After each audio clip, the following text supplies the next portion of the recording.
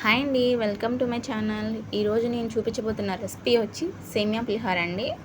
దానికోసం ముందు సేమియా వేయించుకోవాలి, కొంచెం వేడి చేసుకొని ఒక ప్లేట్లో తీసుకుని పక్కన పెట్టుకోవాలండి. తర్వాత పొయ్యి మీద నీళ్లు మరిగించుకొని దాంట్లోనే ఉప్పు కొంచెం ఆయిల్ వేసి మరిగించి దాంట్లో వేయించి పెట్టుకున్న సేమియా వేసి కలుపుకోవాలండి.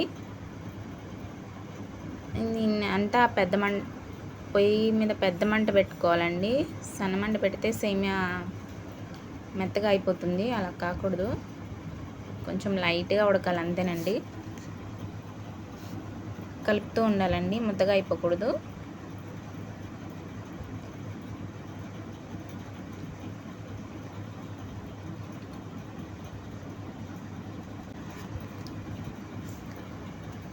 సో పెద్ద మంట మీద ఉంచాలండి. కొంచెం జస్ట్ అలా సేమియా వాడుతున్నట్టు ఉంటుందండి. అప్పుడు మనం దించేసుకుని వడగట్టుకోవాలండి వాటర్ మొత్తం.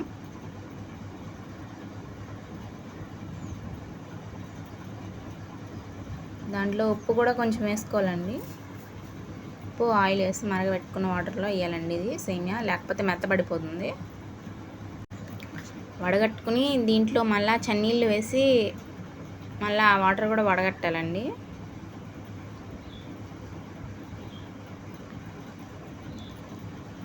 అప్పుడు అది పలుకులుగా ఉంటుందండి, మెత్తగా అయిపోకుండా చల్లని వాటర్ వేయడం వల్ల. సో ఇప్పుడు మనం తాలింపుకి సిద్ధం చేసుకోవాలండి. వాటర్ మొత్తం వడగట్టుకుని, సో తాలింపు కోసం నేను తీసుకున్నానండి. ఇలా పొడి పొడిగా ఉండాలి. సో ఇప్పుడు పులిహోర కోసం 2 నిమ్మకాయలు కూడా కట్ చేసి పెట్టుకోవాలండి. ఇప్పుడు బాండీ పెట్టుకుని పొయ్యి మీద 2 స్పూన్ల ఆయిల్ వేసుకోవాలండి. కొంచెం ఆయిల్ ఎక్కువ పట్టిద్దండి, బాగుంటుంది ఆయిల్ వేసుకుంటేనే. సో ఆయిల్ వేసుకుని తాలింపు గింజలు, ఆవాలు వేసుకోవాలండి. ఫస్ట్ అవి చిటపట్లు ఆడుతున్నప్పుడు ఒక్కొక్కటిగా అన్నీ వేసుకోవాలండి. తాలింపు గింజలు,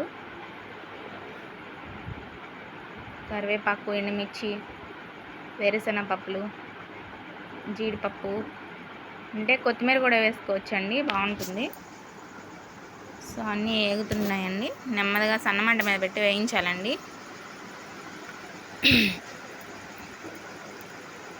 దయచేసి నా ఛానల్ని సబ్స్క్రైబ్ చేసుకోండి. వీడియో చూస్తున్న వాళ్ళు లైక్ చేసి కామెంట్ చేయండి టేస్ట్ ఎలా వచ్చిందనేసి. అందరూ చూసి వెళ్ళిపోతున్నారు, సో లైక్ చేయండి. ఇలాంటి మరిన్ని వీడియోల కోసం నా ఛానల్ని సబ్స్క్రైబ్ చేసుకోండి. సో ఇప్పుడు తాలింపు వేగుతుందండి.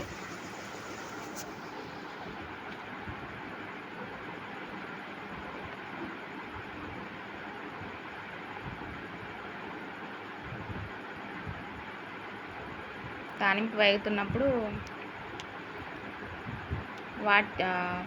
నీళ్ళు తీసి పెట్టుకున్న సేమియా వేసుకొని కొంచెం వేయించుకోవాలండి.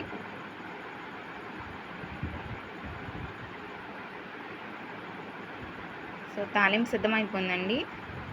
దాంట్లో కొంచెం పసుపు కూడా వేసుకోవాలండి, కలర్ఫుల్గా ఉంటుంది కొంచెం.